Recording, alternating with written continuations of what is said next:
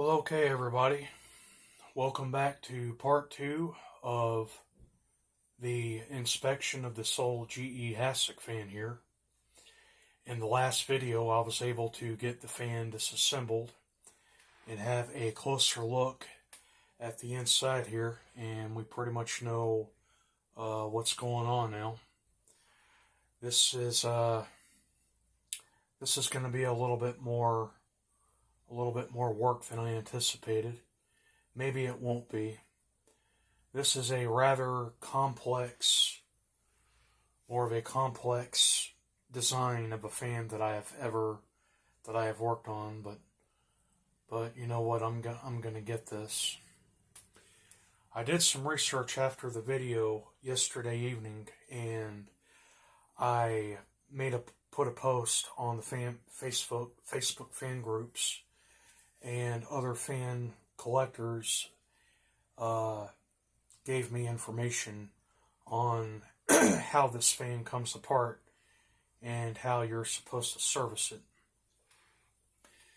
The top blade here is mounted on with a rubber grommet, and the rubber grommet is old and it would break, and it's pretty much worthless if I were to damage that rubber piece. So there's pretty much another way that I'm gonna try to do this. Maybe I can do this without even having to avoiding taking the entire fan apart. The motor is pretty much the same thing that GE used on most all of their other products, including the window fans and the box fans. And there is a C-clip that pretty much holds the shaft in place, and then there's a cap in there, and then there's the felt that goes around it. And I did watch some videos on how this procedure is done. And I'll go ahead and I'll show it to you. There's the rubber cap, there's the metal cap right there, and that's supposed to pop off. And that is probably the easiest access to servicing the motor. How I'm going to do this, I don't know.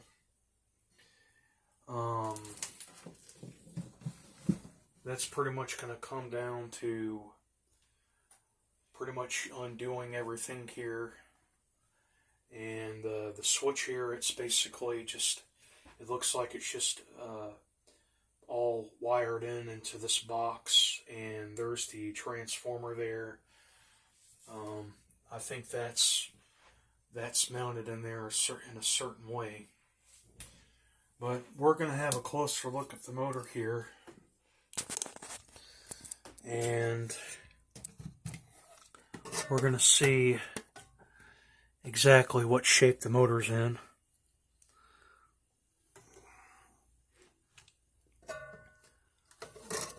Okay. Well, maybe you can see it, maybe you can't.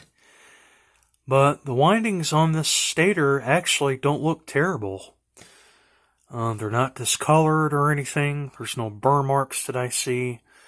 If anything else, just it's just really dirty there on the inside. Really don't know what condition the shaft is in, so to speak. So that's why I was gonna try to get this thing taken apart. So hopefully this is gonna be like a cleanup and service kind of deal, just as it was with the Superior Electric. So maybe all I have to do is just give this thing a good cleaning, just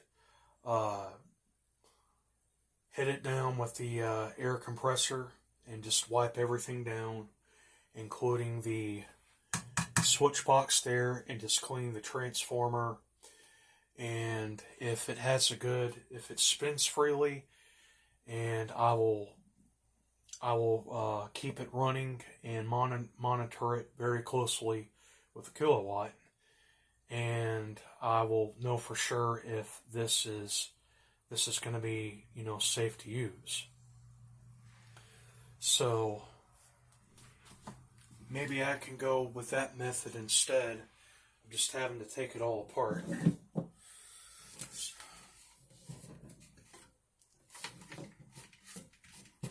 So here's the switch box here. It looks like it's just all wired into this box here, and there's a cover that's held on with these screws, like a little compartment. Actually, I'm going to go ahead and I'm going to get this thing taken off to where we'll have a look at the inside.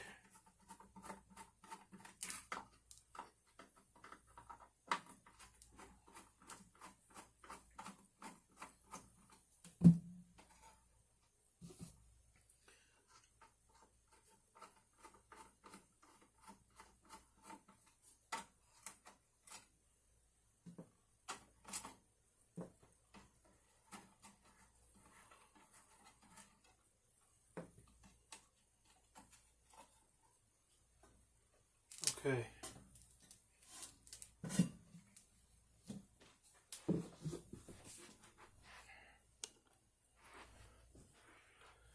So here's a look inside the switch box here. And it looks like this was all done with, well, there's no terminals or anything, not that I see. The wiring looks like it's really good. I see absolutely nothing wrong with the connectors. If anything, just like inside of the motor, it's really dirty.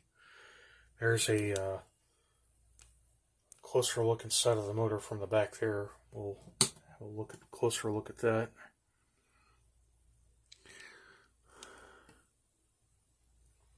So, yeah. So, I think what will suffice at best is that I will just blow this out, give it a good cleaning, including the switch box here, and try to knock out as much dirt and dust out from the motor, the best I can, and then I will oil it like that. And if all works out here, if this goes according to plan, I have a replacement for this, and hopefully this should be good to go. So let me go ahead and let's take this thing outside and get this thing blew out. Okay, so now I will show you the progress that I have made. Sorry if I was not able to get it on camera. I was just trying to save up on storage here. Anyway, I just took my little air compressor and blew out as much of the dirt and dust as I possibly could. Looks like it cleaned up well there. You see inside the motor and the other electrical components, including the switch cleaned up well, as well as the back side of the motor. One little piece right there. Let's see if we can get that out of there. Maybe I wasn't very thorough.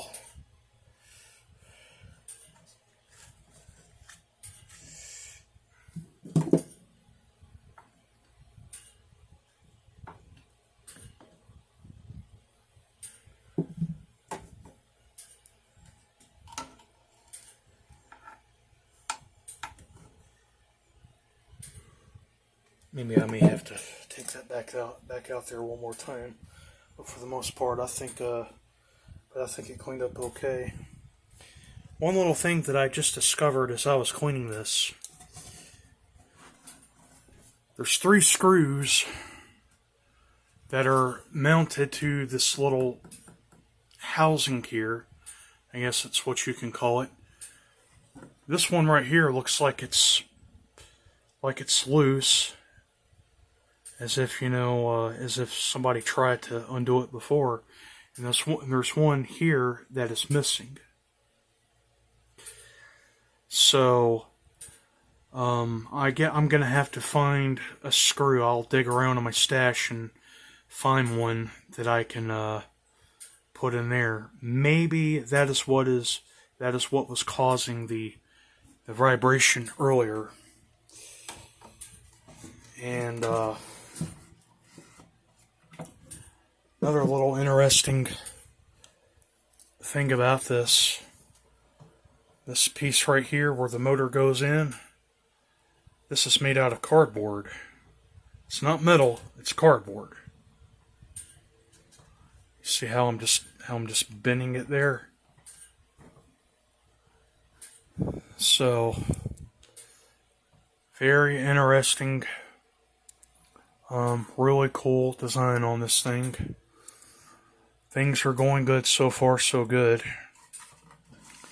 So what I'm gonna go with is that I am just going to oil it from the inside there, since the motor is facing up vertically. I think it'll work like that, and I think it should work, because this is basically just all soldered to this board here, and that would be very difficult. That would be a lot of work to get that all taken apart, and just to get the motor taken out. So I'm just gonna go with this method. Hopefully it should work. Before I do that, I'm gonna take the stamp rag and I'm gonna wipe this thing down.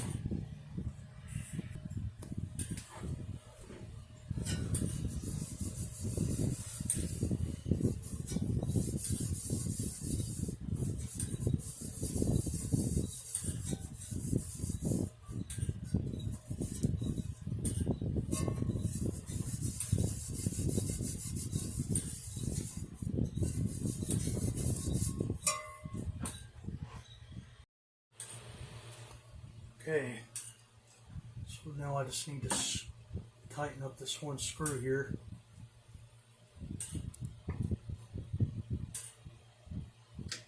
I think this one will work.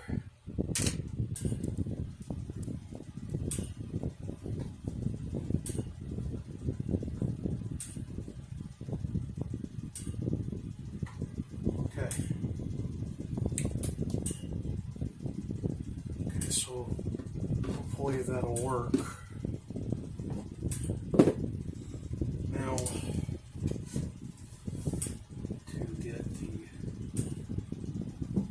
screw cover box back on.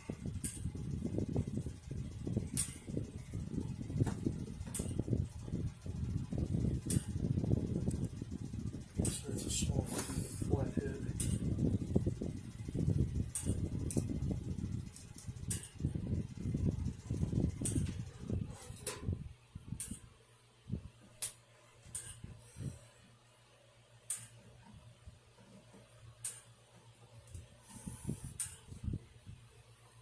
On a note, before I get this thing going, when I got this, when a family member gave this to me as my Christmas present, he told me he knows the person that owned the fan previously, and he told me that both this and the Mimar table fan were very well taken care of. Both of them worked really, really well. Just needed a little TLC. Both of them are fine electrically, so I really didn't have to go too crazy on this. And I'm gonna just squeeze some oil down in here, and let's just hope for the best. I know it's going to be a little difficult to do this. I'll just put it on camera of what I'll do. I'm just going to try to get the nozzle of the oil can down in there, if you can see it. Right down in through where you see that little gap. I'll just squeeze a couple of drops down in there, and then I'll turn it on and see if that makes any improvement. Hopefully it should. I mean, I have seen videos where this was done. So I'll go ahead and I'll oil this thing up, and let's just hope for the best and not the worst.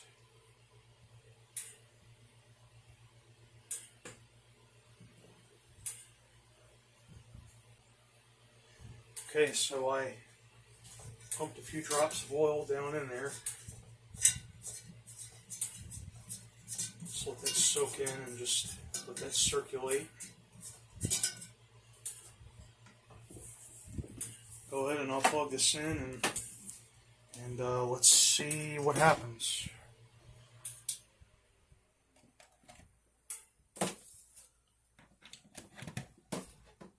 Okay, here goes nothing.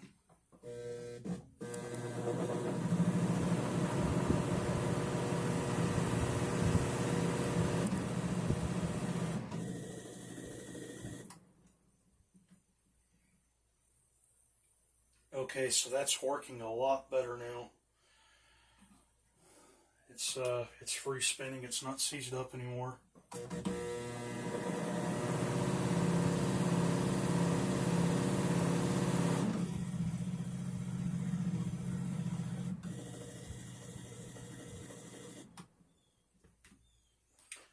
Okay, so the blade set is still off balance, and it's still making a buzzing humming sound. And I'm just hoping that there's no loose windings or anything like that in here, because if that's the case, then I'm not going to be able to use this thing until I can get that motor out of there and revarnish the stator. But let me take and try to balance up these blades. I know it's going to be a little difficult to do this.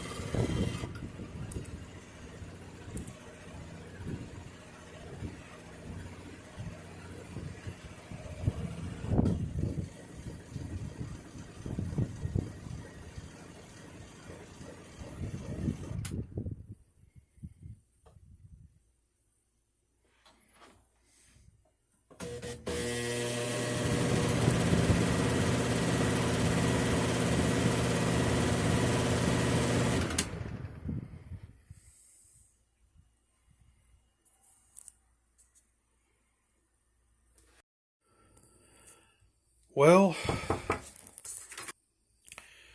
okay, everybody. Well, I guess there's gonna have to be a part 3 on this. I'm not gonna go any further until I can get more information on why the fan is behaving like this.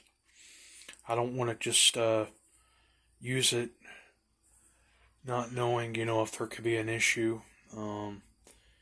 it's probably going to have to come down to me, getting this thing all apart. Don't know if the buzz is normal or not.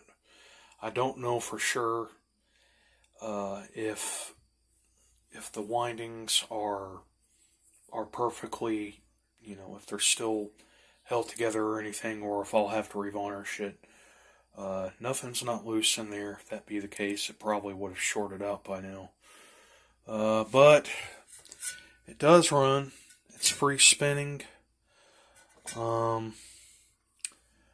Fan is, there is some play there, so that is, that's a little concerning to me. So, if I can get more help online, on the fan groups, or if anybody could help me, get to the bottom of this, that would be very helpful.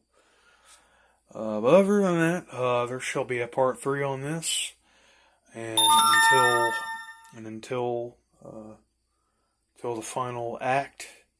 Thank you for watching, and over and out.